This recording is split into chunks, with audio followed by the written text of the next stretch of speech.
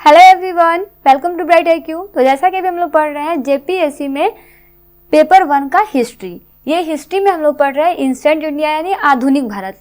आधुनिक भारत का ये पार्ट 3 है। पार्ट 1 और पार्ट 2 हम लोग इससे पहले अच्छे से स्टडी कर चुके हैं। उसमें हम लोग बेसिकली पढ़े हैं प्रागैतिहासिक काल और हड़प्पा सभ्यता। आज की वीडियो में हम लोग पढ़ने वाले हैं पाषाण युग और हड़प्पा काल से रिलेटेड कुछ इंपॉर्टेंट टॉपिक को। देखिए, पिछले बार जो टॉपिक हम लोग पढ़े थे उसका सारा प्रीवियस ईयर्स का प्लस में MCQ था, प्लस आपके पास उसका कॉन्सेप्ट भी सारा क्लियर किया गया था। तो अभी तक आपने उस वीडियो को स्टडी नहीं किया है तो लिंक डिस्क्रिप्शन बॉक्स में दिया हुआ है, वहां से आके आप संपूर्ण वीडियो को अच्छे से स्टडी कर सकते हैं। तो चलिए आज की वीडियो हम लोग स्टार्ट करते हैं हड़प्पा काल और पाषाण युग के बारे में, जिसका आपका फर्स्ट क्वेश्चन है कि रॉबर्ट ब्रूस वुड क्या थे। आपके पास ऑप्शन में दिया हुआ है भूगर्भ वैज्ञानिक थे, पुरातत्वविद थे, पुरा वनस्पतिक शास्त्री थे या फिर इतिहासकार थे। तो देखिए, इनके बारे में आपको कुछ चीजों को समझना सबसे पहले जरूरी है कि रॉबर्ट ब्रूस कौन थे, कहाँ के थे और इन्होंने किस किस चीज़ों की खोज की थी। तो अगर हम लोग बात करते हैं रॉबर्ट ब्रूस की, तो रॉबर्ट ब्रूस जो थे वो ब्रिटेन के रहने वाले थे। इन्हें फादर ऑफ प्रो हिस्ट्री भी कहा जाता है। अगर बात करते हैं इनकी खोज की, तो ये एक भूगर्भ वैज्ञानिक के साथ साथ पुरातत्वविद दोनों थे। अगर हम लोग बात करते हैं पुरातत्वविद की कि इन्होंने पहली बार काम को शुरू कब किया था, तो अकॉर्डिंग टू रिपोर्ट कि इन्होंने 1863 में पहली बार पुरातत्वविद में काम करना शुरू किया था। इस समय इन्होंने हड़प्पा के बारे में भी कुछ बातें उल्लेख की थी, इसीलिए कहा जाता है हड़प्पा के बारे में सबसे पहले बताने वाले व्यक्ति जो थे वो भी आपके रॉबर्ट ब्रूस थे। अगर बात करते हैं रॉबर्ट ब्रूस की कुछ और सच्चाई की या फिर बोल सकते हो कुछ और खोज की, तो वो था आपका कि इन्होंने 3.5 किलोमीटर की एक लंबी गुफा की भी खोज की थी। तो ये था आपका रॉबर्ट ब्रूस से रिलेटेड कुछ इंपॉर्टेंट इन्फॉर्मेशन। क्वेश्चन के अनुसार आपको इनके बारे में और भी जो हिस्ट्री है उसे आपको याद रखना बहुत ज़रूरी है, क्योंकि ये सारा टॉपिक जो है आपके एग्जाम पॉइंट ऑफ व्यू में बहुत ही हेल्पफुल करेंगे। तो चलिए नेक्स्ट क्वेश्चन हम लोग देखते हैं, जो है कि उत्खनन प्रमाणों के अनुसार पशुपालन का प्रारंभ कब हुआ था। आपके पास ऑप्शन में दिया हुआ है निचले पूर्व पाषाण काल में, मध्य पूर्व पाषाण काल में, उत्तरी एवं पाषाण काल में या फिर मध्य पाषाण काल में। तो देखिए, इससे रिलेटेड आपको कुछ चीज़ों को समराइज करने का बहुत ज़रूरत है, क्योंकि जो हम लोग पशुपालन के बारे में स्टडी किए थे पिछले पार्ट में, अगर आपने उस वीडियो को नहीं देखा है तो लिंक डिस्क्रिप्शन बॉक्स में दिया हुआ है, वहां से आके इसको अच्छे से स्टडी कर सकते हैं। क्योंकि वहां पे आपको पशुपालन का हो गया, कृषि का हो गया, दोनों का प्रारंभ कब हुआ था, कैसे हुआ था, किसने किया था, सारे चीज़ों को अच्छे से डिटेल्स में वहाँ पे बताया गया है। तो वीडियो को मिस मत कीजिएगा, जाके अच्छे से उसको स्टडी कर लीजिएगा। बेसिक्स अगर हम लोग यहाँ पे बात करते हैं तो पशुपालन का प्रूफ जो है वो आपका आजमगढ़ से मिलता है, मध्य प्रदेश से मिलता है, राजस्थान के बागोर जिले से मिलता है। यहाँ से आपके पशुपालन का साक्ष्य जो है वो मिला है। अगर बात करते हैं इसकी शुरुआत की, तो इसकी शुरुआत जो होता है वो आपका होता है मध्य पाषाण काल से। तो ये आपको याद रखना है कि उत्खनित प्रमाणों के अनुसार पशुपालन का प्रारंभ जो है वो कहाँ से होता है, तो आपका होता है मध्य पाषाण काल से। अच्छा, अगर क्वेश्चन नंबर 1 का आंसर हम लोग देखें तो ये आपका भूगर्भ वैज्ञानिक भी हो जाएगा और पुरातत्वविद भी हो जाएगा, क्योंकि रॉबर्ट ब्रूस जो थे वो भूगर्भ वैज्ञानिक भी थे और पुरातत्वविद भी थे। ठीक है, देखिए अगर हम लोग बात करते हैं कि पहला पालतू पशु कौन था, तो ये सभी को पता है कि पहला पालतू पशु जो था वो कुत्ता था। ठीक है, तो इसे आपको याद रखना है ना। चलिए नेक्स्ट क्वेश्चन की तरफ बढ़ते हैं।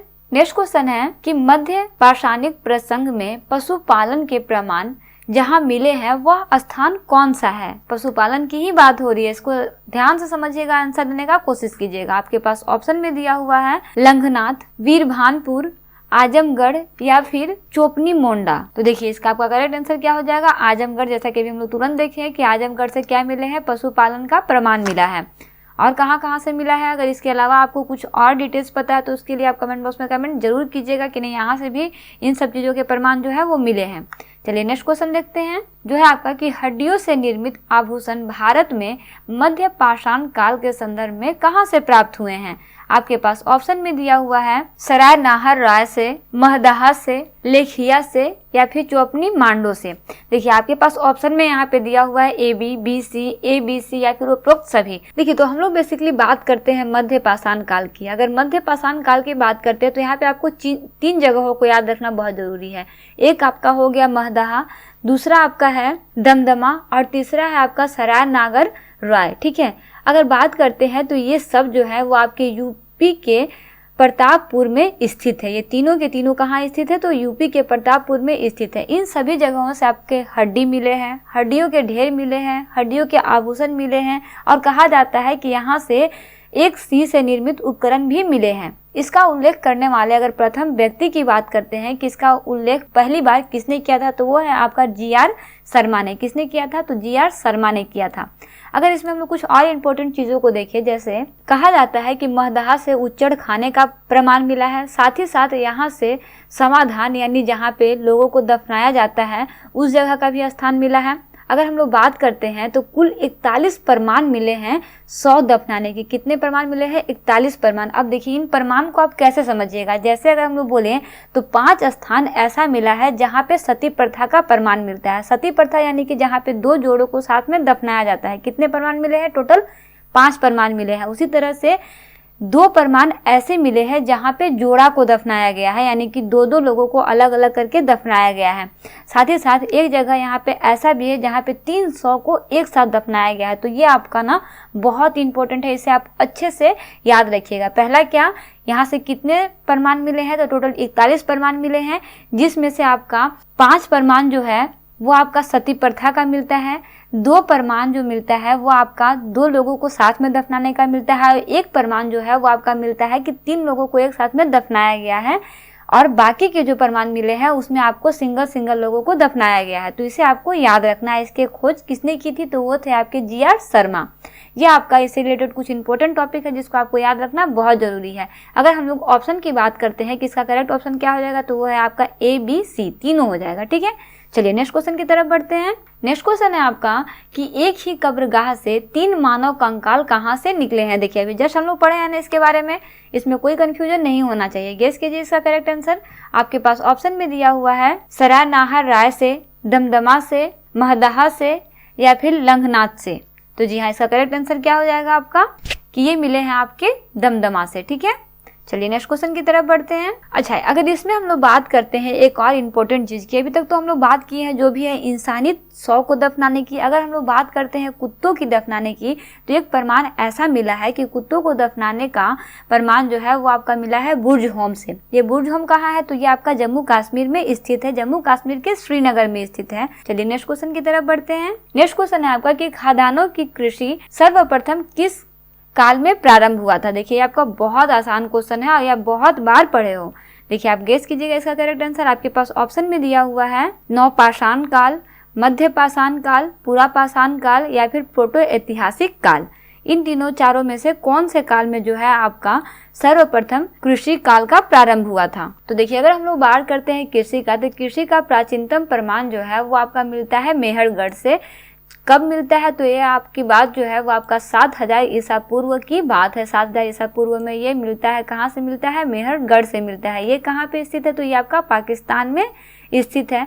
चावल का प्राचीनतम स्रोत जो है वो आपका कोल्डिहवा से मिलता है, ये आपको याद रखना। अगर हम लोग कृषि की बात करती है तो कृषि के लिए मेहरगढ़ हो गया, जो कब मिला था? 7000 ईसा पूर्व में मिला था।